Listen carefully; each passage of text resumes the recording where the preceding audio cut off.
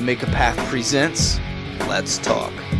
Alright, Deadheads, I thought this was a great episode. Now, there was a couple small cons, most likely nitpicking on my part, that turned this from a high grade to a low grade. There was 3 that I remember off the top of my head. The first one was Glenn's magical escape from underneath those walkers. When we have a major character that's in impending doom like that, I like to see how they get out of it. I don't like it being left a mystery, although in the long run I do understand why they left that somewhat a mystery, but it just still bugs me after the fact. The second thing, Morgan's map, we are going to get to that, so I'm going to hold off on that for just another minute because we're going to get to that pretty soon. The third thing was Deanna's Rick do it. I felt like that was rushed, however, it was just rushed by a couple seconds. I just felt like there needed to be some room to breathe within that scene, but again, just a couple seconds, so it is nitpicking at the end of the day. Next, this is directed towards comic book fans. How many of you were pissed off that Davidson went from having an important leadership role and backstory for the Alexandria safe zone in the comic book, and in the TV show adaptation, he became an unimportant leader of a group that Aaron brought into the community, and they didn't work, and he had to bring out to the outside the walls in exile, essentially. Now, I do want to take a minute and see that Deanna took credit for killing those men, essentially, because she made the call, but Aaron, did the dirty work, so she kind of took more credit than she deserved, and I just realized that now. But back to the point I'm trying to make. If you're pissed off that that happened, don't be. I thought about it for a moment and I realized that Davidson in the comic book, it was important for the backstory of Alexandria and for what Douglas did. It was important for some dialogue, some character development, and most importantly when we first get to Alexandria, because of how the comic book story structures are set up, it was very important to have a cliffhanger with Davidson. I understand and see the importance now. That's highly irrelevant for the TV show and how it was brought to the screen. So, as a huge comic book fan, I am in no way irritated, pissed off, or annoyed that Davidson had that role reversal from comic to TV screen adaptation. If you're a little annoyed, if I didn't touch on anything, leave it down below. Share your opinions and thoughts on it. If it didn't bother you, it was a major point though, because a lot of us were wondering. A lot of us are still wondering, some people, are the Wolves Davidson and his group? Maybe Davidson's dead and he talked about the place. To me personally, right off the bat, I would think that they would have attacked already. Those guys, they're going to take whatever they want. So if Davidson is a part of the Wolves, I'm not buying that because I just feel like they would have hit Alexandria already. Okay guys, let's talk The Walking Dead Season 5 Finale, Conquer. First, we're going to talk about Morgan. That's the first character we see in this opening sequence. And we get some campfire kung fu. I tell you what, I love Lenny James. I am so glad it looks like he's going to be a regular in the cast for the 6th season of The Walking Dead, and I'm thrilled because his performances are always magnetic. The rabbit's foot, however, did kind of confuse me at first, so I do want to put this in here in case some of you got confused. Before I was thinking, oh shit, is this a flash forward also? Is he getting the rabbit's foot before he goes to the church? And then it hit me, no.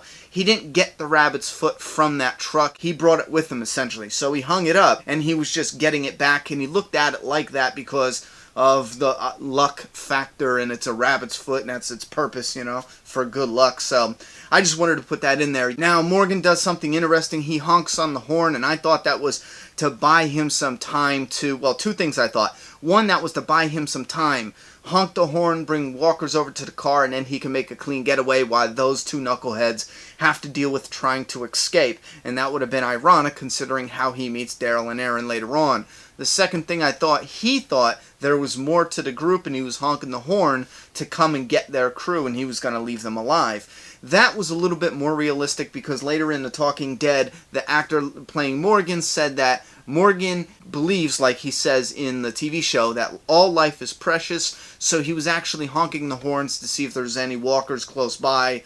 He would probably kill them if they came out of the woods, and that way the area was safe. So he was actually keeping those pieces of shit safe. So later on, Morgan will save Daryl and Aaron out of the car, and he's going to deny the request for a safe place to stay, and I don't blame Morgan one bit because he found Rick's map. What are the possibilities that he would find Rick's map? In Morgan's eyes, this is probably fate. This is where he is meant to be, so nothing's going to take him away from finding Rick Grimes. And I absolutely love that part where he brought out the map. It was just terrific. And this is the part where I am actually highly disappointed they didn't just give us 30 more seconds of some kind of revelation of the map and of Rick Grimes and who Daryl is, and that Daryl knows Rick Grimes. In order to keep from being repetitive, they sometimes will just trim the scene short. Sometimes I just don't want that. I don't give a damn if it's a little bit repetitive or if the characters already repeat things we already know or we will already see,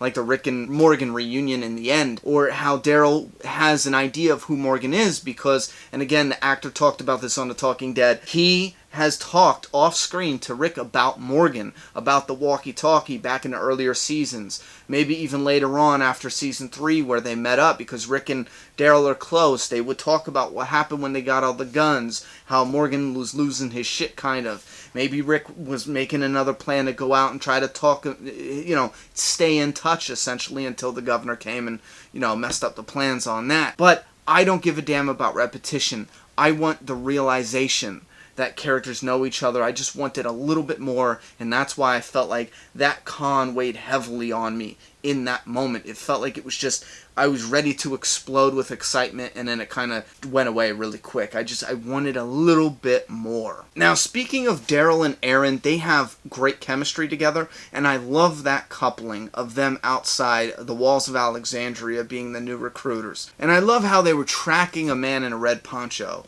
And in the end, the man in a red poncho, like Little Red Riding Hood, would be killed by the big bad wolf. Even though that's not how the story goes, but you see what I'm getting at. I thought that was a nice touch. They could have picked a yellow poncho, an army color green poncho. They could have picked anything. They picked a red one, and I believe they did it on purpose for the simple fact to relate to the story of Little Red Riding Hood and the big bad wolf. So at the trap site, we do get a very important piece of information that Alexandria is 50 miles away from that trap site. And that's what Aaron tells Daryl right at those gates. And I love the trap. I absolutely love the trap. The walkers come out and they trap the people who are running away in the cars because it seems like this safe place to hide. In the car, they have a note that just adds and ramps up that tension or the suspense. Don't stay here. Get the hell out of here. Bad people are coming. I friggin' love that. And then when Morgan first kills the one walker, you're thinking in that split second, because you don't know it's Morgan, you're thinking those are the bad people. They've ran out of time. They waited too long, and shit is going to get bad. And then we have a Morgan reveal. And the reason why I think this was double the excitement, double the nerdgasm, not only is it a Morgan reveal, but in that split second, I don't know about you guys, but I thought it was the wolves coming. Which, now that we know, they would have just alerted the walkers back into, with the music and the disco ball or the lights or whatever it was, it would have lured the walkers away from the car and then they would have got them out. They don't go and kill all the walkers. It takes them time to build that trap. So in the moment, I wasn't thinking about that. I was just thinking they're screwed, and here they weren't. It was just absolutely amazing reveal. Inside the car, too, there's a lot of great dialogue in this episode.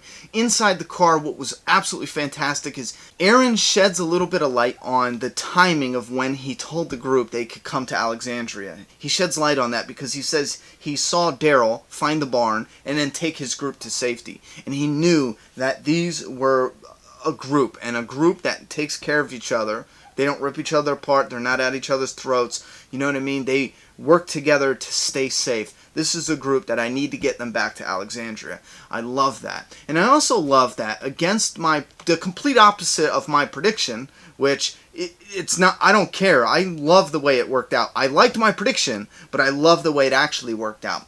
I was predicting they would slow down Morgan and speed up the wolves. What they did was they sped up Morgan and they slowed down the wolves. I am totally fine with that. I cannot wait for the continuation of the wolf story. Now, the wolves will get their own video, but right now we know the W mark simply means wolves, and we get the backstory about how they were hunting the wolves, and it still feels like there's a little bit more reveal to that.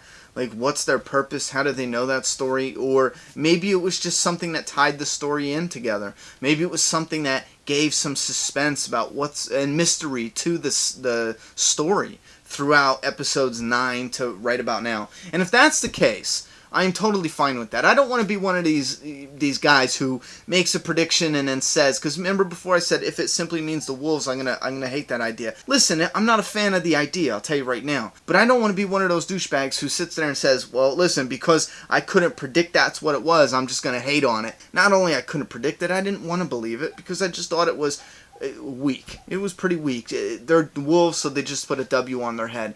But you know what? I don't care if some people look at it as a little bit weak, because to be honest with you, I would trade how weak that seems for the mystery we got, for the suspense we got, the tension, the build up to these characters that might not even last long. I don't believe they'll last long in season 6, but I don't care because it was good TV at the time. I enjoyed it. I liked the mystery. I liked the development. You know, I like how it unfolded, so I'm going to cash that in however you look at it. You know what I'm saying? And since Daryl and Aaron had to make a quick getaway, we see later on that the wolves are looking through Aaron's backpack. And I like it's a callback to an earlier episode where Michonne didn't see any people in the images. Remember that? Well, now that the wolves have the backpack, I like how there's actually images of the people. 2 people we see specifically are Rick and Carl, and those are in the images. And the one wolf, it looked like he noticed something, the solar panels, or he could have been noticing something else, but he took out his flashlight to get a better look at that. And that is some good build-up right there. That book bag can lead him a little bit closer, possibly. I don't know how much information is in that book bag or what they can draw out of this. Now, speaking of a near-death experience, we have Glenn. He took a frickin' bullet. He fought as best he can against Nicholas. He beat his ass. And I absolutely hate Nicholas. I just wanted Glenn to kill him, strangle him to death, shoot him, pistol whip him to death. I don't care. I just wanted him dead. Just a look on his face. He has one of those looks, probably because of his actions, but you just want him dead, okay? But you know what? I respect Glenn's consistent refusal to kill another human being. It's a deep part of his character that's been with him since day one, and I love that since he's been through all this shit, he can still hold on to that in a way. Now, I know deep down inside, or at least I get the feeling that if Nicholas just was not giving up and was going to keep trying to kill him, Glenn would probably just end up killing him.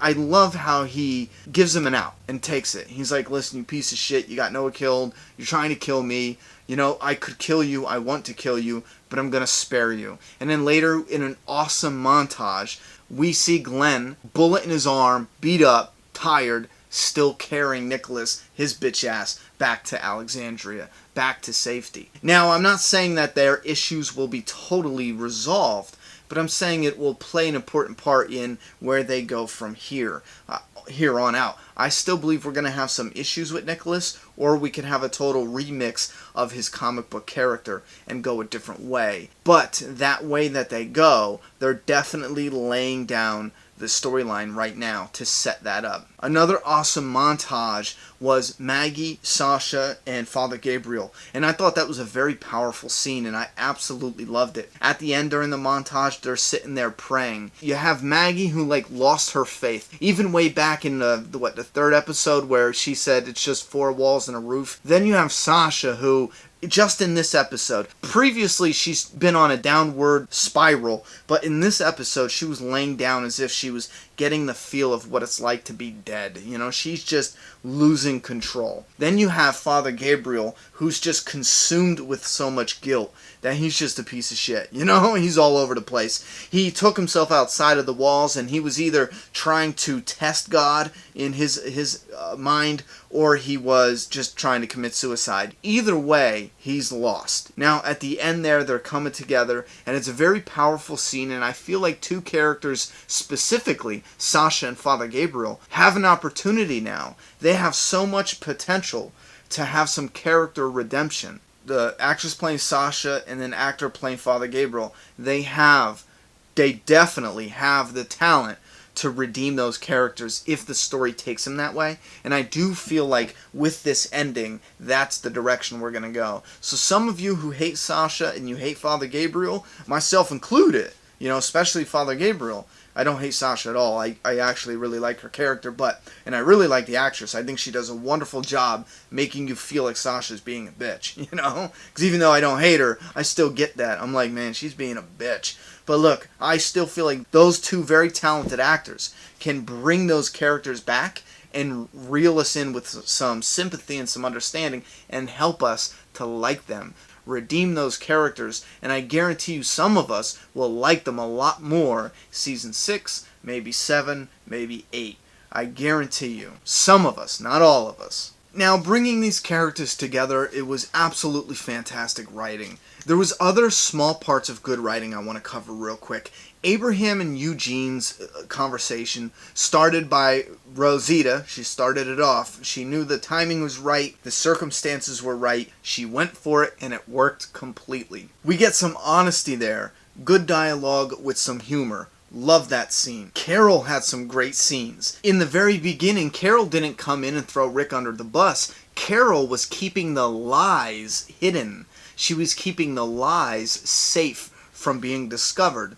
And that plays a very important role to Rick's decision to be honest later on. Because even when Carol got alone with Rick, she said, "Oh, honey, you can't stay in Alexandria and be honest. Because you are going to scare these people and they're going to want you gone." You know what I mean? I was scared of these people and they're going to want me gone. And I think that that's very, very consistent and it fits Carol. Because what happened when Carol overreacted, and to tell you the truth, she did the right thing. Those people were screwed. Karen and David, as bad as that was, they were dead. You know what I mean? They were, choking on their own blood or whatever? They were gonna turn. They were infected. They would have got other people sick. What Carol did scared them at the prison. Rick too. And he banished her. So now, makes absolute total sense that Carol would be convinced that you're going to scare these people and they're going to banish you. Because that's what happened with her in her story. And I love that connection. And she also goes after Pete in a really good scene with Carol and Pete. And it felt like Carol wasn't trying to rev Pete up, but she was trying to do two things. One, she mainly came there to look after somebody in the group, and that's Tara. She was worried about somebody in the group, and she wanted Pete to go in and check up on her. Two, once she got there, she was like, man, I'm going to prove something to myself. I'm going to step up to this wife beater. He's taller than she is. He has a hot temper, and she just stands her ground and maybe proves something to herself. I don't know if that's the case, but that's what it felt like for me. And I don't think she went to rile him up, but I do think he got a little riled up when he saw Rick at Jesse's house. And what's interesting if we think about it, Rick and Michonne and Carl share a house. I forget who else shares the house with them, but I know that they're only living in two separate houses. I think Maggie and Glenn and a couple people are in one house. You have Carl, Rick, Michonne, and a couple people in another, because that's all they got to split between the group. Don't forget that. And when Pete went to Rick a couple episodes ago and says, listen, we need to be friends, he must have seen, or could have seen, I didn't go back and look, but we know that Michonne hung the katana up in the living room, because when Rick was sitting there thinking over the whole situation, Carol came in to tell Rick that, he's going to have to kill Pete. The katana's on the wall, so we know that they're sharing a house. This is what I assume happened. Pete remembers seeing the katana there. He goes to confront Rick. Rick isn't home. Carl and Judith isn't home, because in the montage when Pete goes to kill Rick at the campfire, or goes to confront him and ends up killing somebody else, we see an image of Carl and Judith. It looks like they're at Maggie's house, because you see her little ballet singing box or whatever it is there, music box. I'm assuming that Pete goes to Rick's house to confront him, doesn't find him, takes the sword off the wall, and goes looking for Rick, runs into the campfire people, stands there a moment. He sees Rick giving the end of his speech, and then he makes his assault, But back to what got him riled up to begin with. I like Jesse and Rick's conversation on the porch. It wasn't like, oh, my husband's gone, let's get it on, There was some caution there. There was some, well, I don't want the wrong image within the community. I don't want to give that wrong, you know what I'm saying? I got that kind of vibe, because it has the bad impression. Now, although later on Jesse doesn't step up and say, well, we don't hear her say that Pete was an abusive piece of shit, he was an asshole, and he started it inside the house. Rick was just going to say, hey, listen, you need to get out, or that's what Rick was saying. She didn't do that, but there's no saying she didn't do that off screen. It kind of felt like they all knew, had an idea. I find it unnecessary now to have her say all that, since she did step up when Deanna brought up Father Gabriel and what he said. Jesse was the one to stand up and say, whoa, hold on, did you record it? You're just saying what someone else said. That's, there's a word for that. What is that? Hearsay. Yeah, that's it. Again, good dialogue. Michonne had some excellent dialogue this episode and some really terrific interactions with Rick. I love that. I love how it was just the next episode over, and you kind of showed everyone who thought Michonne was just losing her shit and one of the Alexandrians at the moment, knocking Rick out, and we see that she did do it for him. She admits she did it for him. They have a little issue of why she was kept in the dark, and Rick comes out and he says, listen, I knew you would talk me out of it, and you have the influence over me to talk me out of it. And Michonne is like, listen, dude, I am on your side. I have your back. She's not saying it exactly, but she's trying to tell him, Rick, you can find another way. I know you can. She's not laying it out in front of him, but she's just letting him know, She's trying to influence him and guide him to make a better decision. And I feel like the influence of Carol with the lies plays a very strong positive influence in Rick's decision not to lie and to be honest. And so does Michonne's influence. Plays a very strong influence on Rick's decision to finally come there to the campfire with all that honesty and tell it how it is. And what he does is he shows up at the campfire, tosses a walker body down, and he makes an entrance that has got to be the best one on The Walking Dead yet. Following that entrance, the best one on The Walking Dead yet, he gives a speech, my favorite Rick speech of the complete series to date. I love this speech. It was so deep. It was incredible. Now, I did write a piece of it down here so I wouldn't forget because I wanted to get it word for word, but I want to show you guys something and what they did here, and there's some foreshadowing.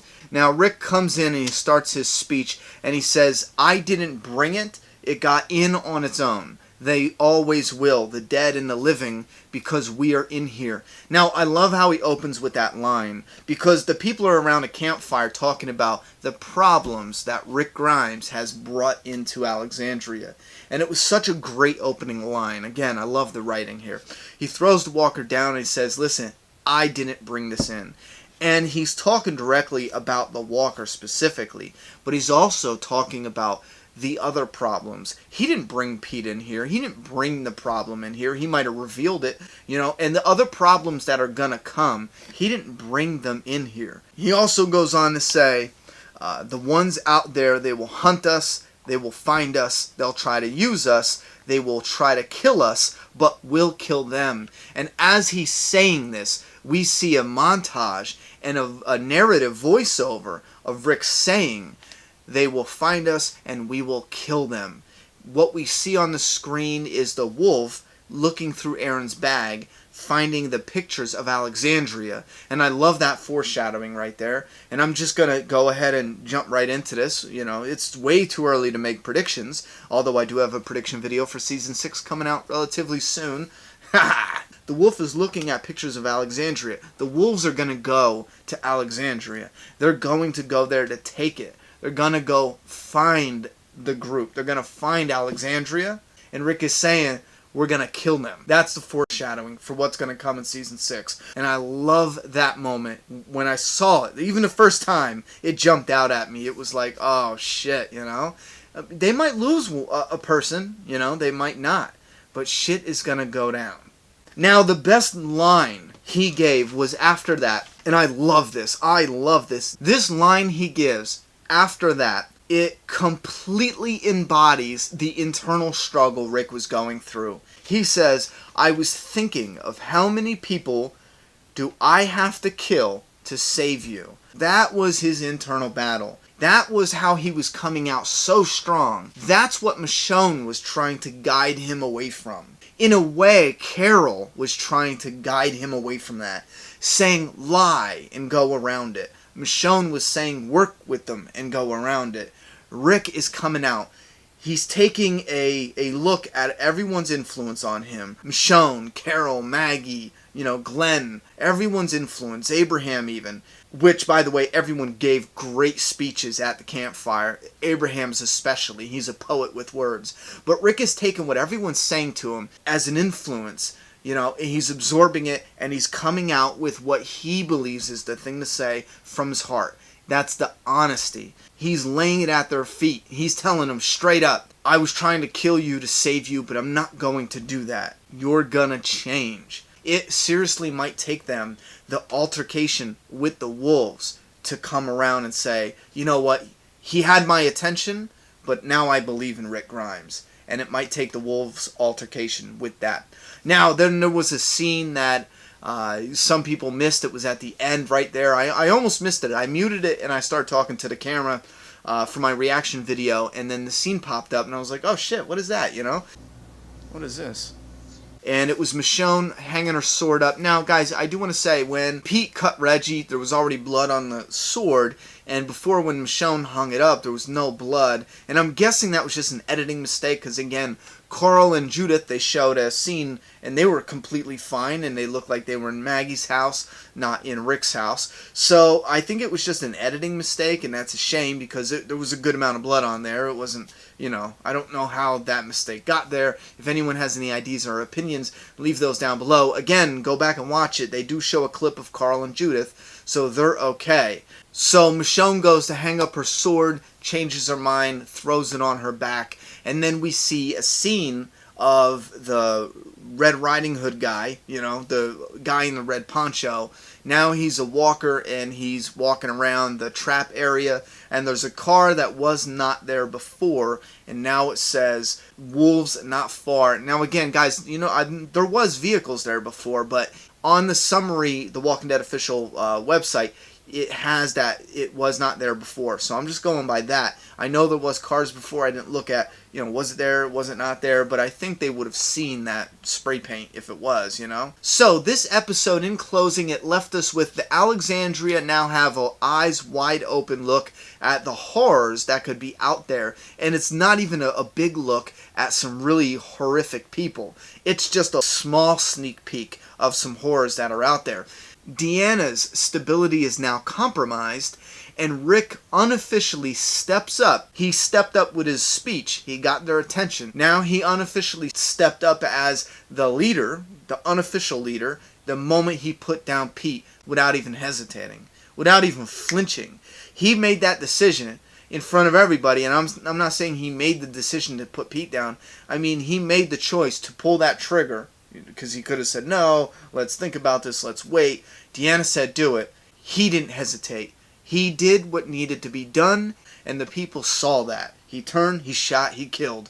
In cold blood, the guy was defenseless on the ground. They could have took him prisoner, whatever. They could have had justice, whatever. Tara is up and alive. Abraham and Eugene have jumped that hurdle of not speaking, and they started to heal their relationship. Glenn and Nicholas, there's not so much healing there, but at least they're on the same page somewhat. Then we have Sasha, Maggie, and Father Gabriel, and I think this is very powerful, and this is going to put an end to Sasha's, craziness. The direction she was going, it's going to stop that. Father Gabriel, it's going to stop that, and it's going to strengthen Maggie. I think this was a very important scene for all three of those. So their stories got wrapped up as well. The healing can begin as well for those characters. And season 6, 7, moving on, at least especially season 6, we're going to see a different attitude shine from each of those characters moving forward into season 6. I have a very strong feeling on that. Now, the wolves are out there, we know that, and they're heading for Alexandria. And Morgan has finally reunited with Rick, and he is now a part of the group.